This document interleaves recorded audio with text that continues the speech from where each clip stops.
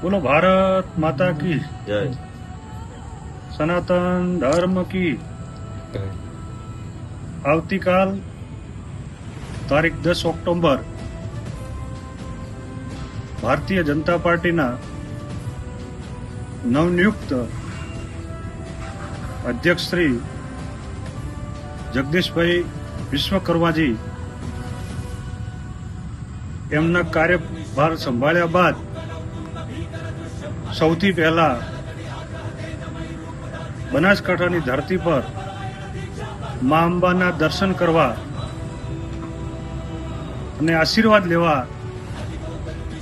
આવી રહ્યા હોય એમાં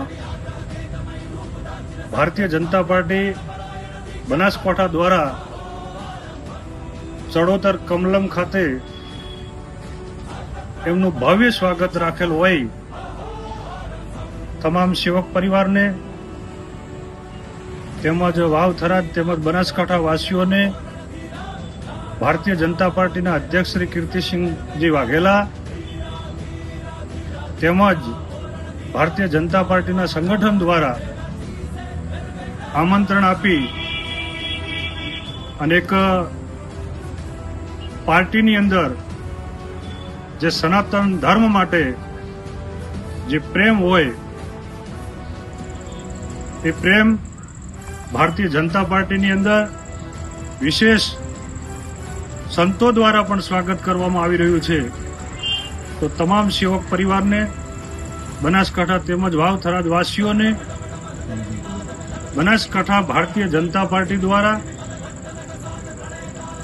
ભાવભર્યું આમંત્રણ છે. તેમજ સનાતન ધર્મપ્રેમી જનતાને પણ આપણા બનાસકાંઠાના યશસ્વી અધ્યક્ષ શ્રી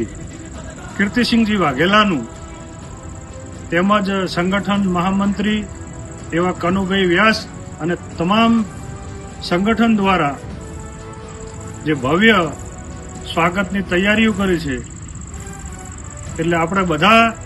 સાથે મળી એક સનાતન ધર્મની જે પાર્ટી હોય અને પાર્ટીના અધ્યક્ષ જે સનાતન ધર્મના વિચારધારા મા અંબાના ચરણોમાં દર્શન કરી અને એના આશીર્વાદ લેવા આવી રહ્યા હોય તો તમામ બનાસવાસીઓ તેમજ વાવ થરાદ જિલ્લાના